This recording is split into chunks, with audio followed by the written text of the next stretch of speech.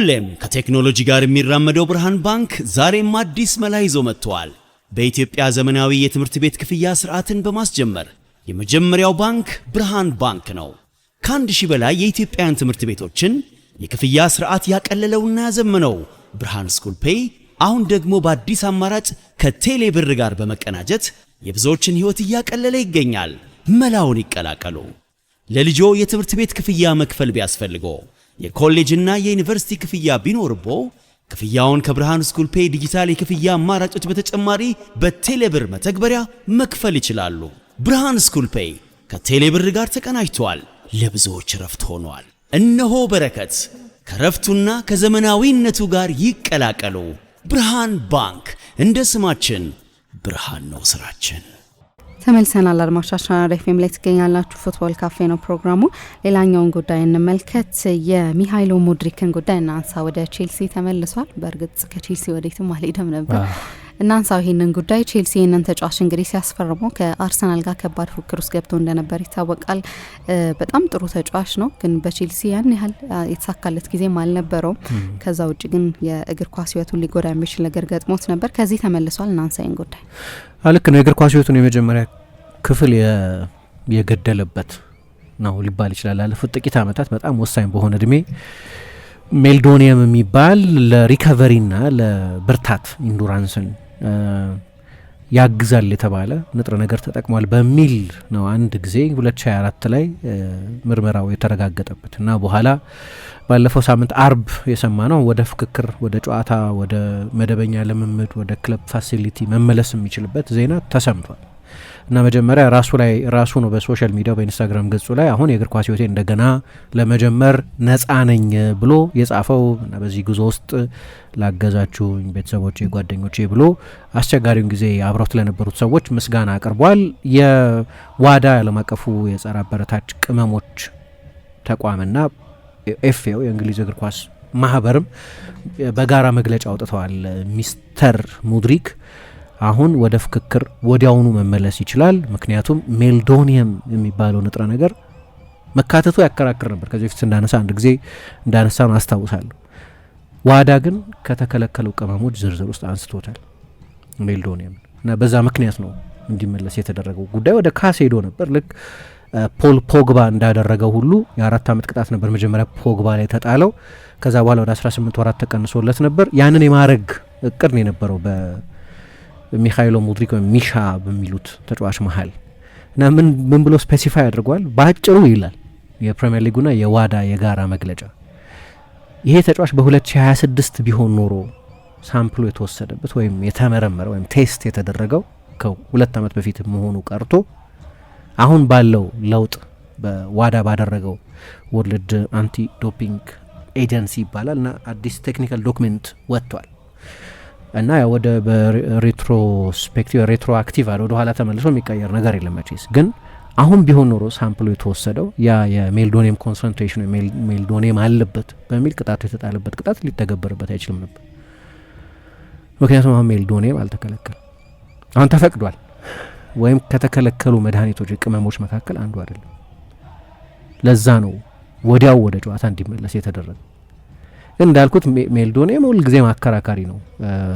መጀመሪያ ራሱ እንዲያውም ሜልዶኒየምን የቀመመው ሰው ሳይቀር እንዲህ እኮ ተቃራኒ እኮ ነው ጭራሽ ሜልዶኒየም እኮ እንዲያውም ፐርፎርማንስ ኢንሃንስ አያደርግም አለ። ኢቫሪስ ካልቪኒስ የሚባል የላቲቪያ ኬሚስት ነው 1970ዎቹ ለመጀመሪያ ኢንቬንት ያደረገው ሜልዶኒየምን እና አላማው ለሩሲያ ወታደሮች የሩሲያ መንግስት ከዚህ ኬሚስት ጋር ስምምነት አድርጎ በአፍጋኒስታን ጦርነት ጊዜ በከፍተኛ ተራሮች ላይ ስለነበር ጦርነቱ ይደረግ የነበረው በከፍተኛ አልቲቲዩድ ላይ ለወታደሮች ብርታት የሚሰጥ በአልቲቲዩድ ላይ ብርታት የሚሰጥ ለወታደሮች ነበር መጀመሪያ የተሰራው እና ሁልጊዜም ይከራከራል። እንዲሁም በ2016 ነበረ ለ10 ዓመት ገደማ እንግዲህ ፐርፎርማንስ ኢንሃንሲንግ ወይም ፐርፎርማንስ የሚያሻሽል ድራግ ነው በሚል ነው ዋዳ የተጠቀመበት እና እሱ የሚከራከረው እንዲያውም በጣም በተቃራኒው ነው። የአትሌቶችን ጤና የሚጠብቅ የደም ዝውውራቸውን የሚያቀላጥፍ በተለይ በኢንቴንስና በጣም ረጅም ልምምድ በሚያደርጉበት ጊዜ ለአትሌቶች ጤና በጣም አስፈላጊ የሆነ ነው ይላል። አሁን በሶቪየት ሀገራት በቀድሞቹ የሶቪየት ሀገራት ነው ሶቪየት የለችም ከ1991 ወዲህ ዲስኢንተግሬትድ ሆናለች። ግን በቀድሞ የሶቪየት ሀገራት በሙሉ ብትሄጂ በየፋርማሲ ይሸጣል ሜልዶኒየም እና በቅርብ ጊዜም ለምሳሌ ከ47ቱ ሜልዶኒየም ተጠቅመው ተገኝተዋል በሚል እቀባ ከተቀመጠባቸው ከተጣለባቸው አትሌቶች መካከል በሁሉም ስፖርቶች ከ47ቱ 39ኙ ዝነኛዋ ማሪያ ሻራፖቫ ነች። ሜልዶኒየም ተጠቅማለች በሚል እሷም ከስፖርት ታግዳ ከቴኒስ ታግዳ እንደነበር እናስታውሳለን። ከቀድሞ የሶቪየት ህብረት ሀገራት የሆኑ አትሌቶች ናቸው። እነሱ ጋር በጣም የተለመደ ነው። በስተት መውሰዱ ብቻ ሳይሆን ሜልዶኒየም ማስቀጣት አለበት ወይ፣ ፐርፎርማንስ የሚያሻሽል ነው ወይ ሰብስታንሱ ራሱ የሚል ክርክርን ራሱን ኢንቨንት ባረገው ካልቪንስ በሚባለው የላቲቪያ ኬሚስት ጭምር ክርክር ይቀርብበት የነበረ ነው። በኋላ ግን ያው እንግዲህ እስከዛ ጊዜ ድረስ በዋዳ የተከለከሉ ንጥረ ነገሮች ሊስት ውስጥ ስለነበር ምንም ማድረግ አልተቻለም። በስህተትም ቢሆን ሳላውቅ ነው መድኃኒቱን የወሰድኩት ቢልም ሌሎች ሰዎች በዩክሬን ብሔራዊ ቡድን ያለ አንድ ሜዲካል ስታፍ ውስጥ የሚሰራ ሰው በስህተት ነው የሰጠው የሚል ክርክር ቢቀርብም ይሄ ክርክር ሳይታይ ወደ ካስ ሄዶ በዓለም አቀፍ የስፖርት ግርግር ገላጋይ ፍርድ ቤት ይግባኝ አቅርቦ ነበር። ያ ገና ሳይታይ በፊት ነው እንግዲህ ከሰብስታንስ ሊስት ውስጥ ወጥቷል ስለተባለ ተጫዋቹ ወደ ሜዳ እንዲመለስ የተደረገው። ምሳ እንዳነሳሹ ስኬታማ ዝውውር አልነበረም፣ ምንም ጥያቄ የለው። ማሬስካ ከሌሎች ተጫዋቾች ዘግይቶ የሚማር ነው ብሎ አስተያየት ሰጥቶ ነበር። ያው እንዳነሳሹ ከአርሰናል ጋር ተፎካክረው ተጫዋቹ ወደ አርሰናል መሄድ ይፈልግ ነበር፣ እንደውም ዝውውሩ ሳይሳካ ሲቀር አልቅሶ ነበር የሚል ሪፖርት በጊዜው ሰምተን ነበር። አባቱ ፔተር የሚባል አባቱም ሳይቀር ወደ አርሰናል ነበር መዘወር የሚፈልገው ብሏል። በኋላ ግን ቼልሲ በጣም ከፍተኛ ገንዘብ አርሰናል ሊያቀርበው ከሚችል ገንዘብ በላይ አውጥቶ ጠቅላላ የዝውውሩ ፓኬጅ 100 ሚሊዮን ዩሮ በሚደርስ የዝውውር ሂሳብ ነበር የተዘዋወረው እና በዚህ ቅጣት ምክንያት ከሜዳ እስኪርቅ ድረስ በቃ የቼልሲ የሮቴሽን ተጫዋች ነው የነበረው። አንዱ ምክንያት ባልተረጋጋ ፕሮጀክት ውስጥ ነው የመጣው። ቼልሲ እሱ በፈረመበት ጊዜ በቃ ትልቅ የግንባታ ሳይት የኮንስትራክሽን ሳይት ነው የነበረው።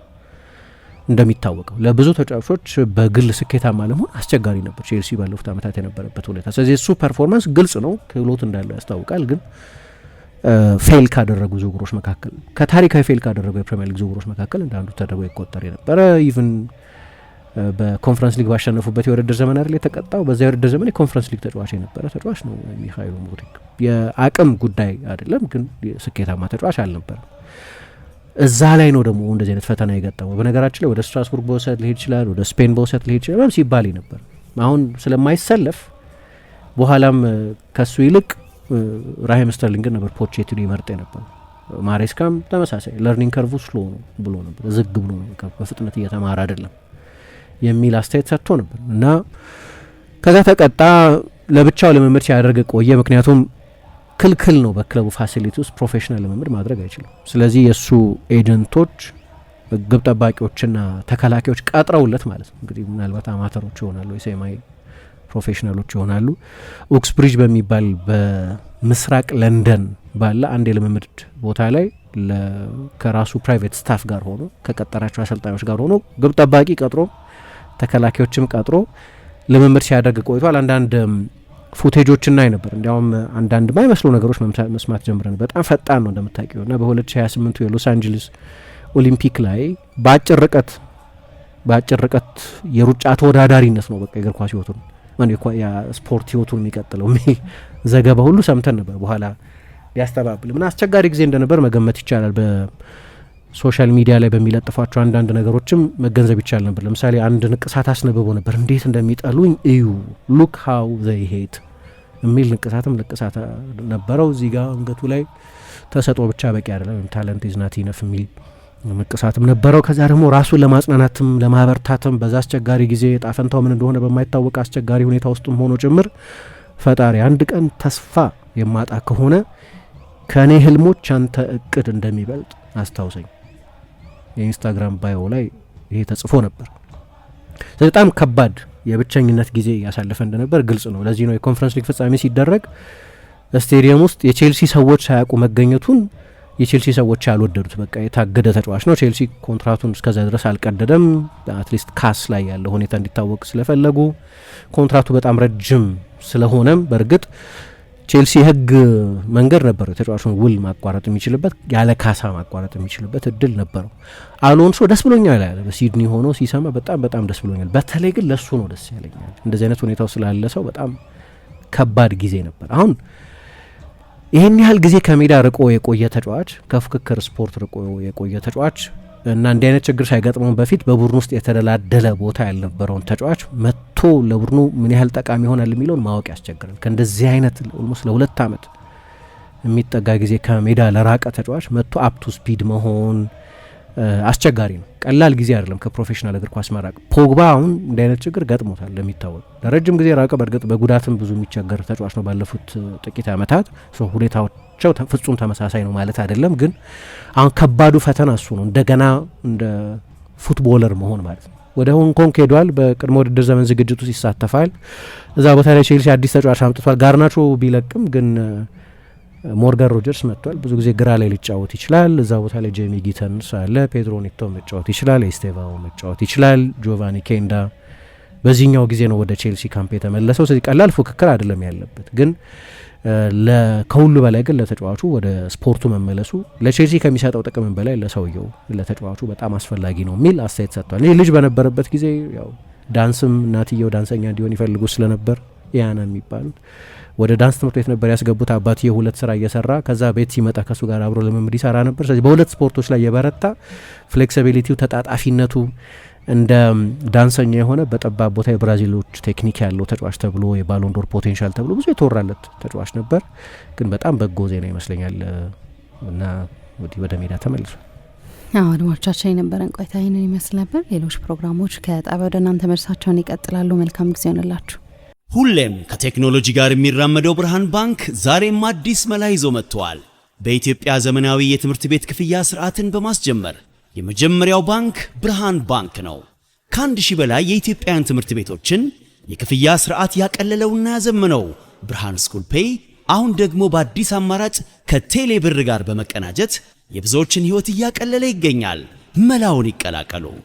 ለልጆ የትምህርት ቤት ክፍያ መክፈል ቢያስፈልጎ የኮሌጅና የዩኒቨርሲቲ ክፍያ ቢኖርቦ ክፍያውን ከብርሃን ስኩል ፔይ ዲጂታል የክፍያ አማራጮች በተጨማሪ በቴሌብር መተግበሪያ መክፈል ይችላሉ።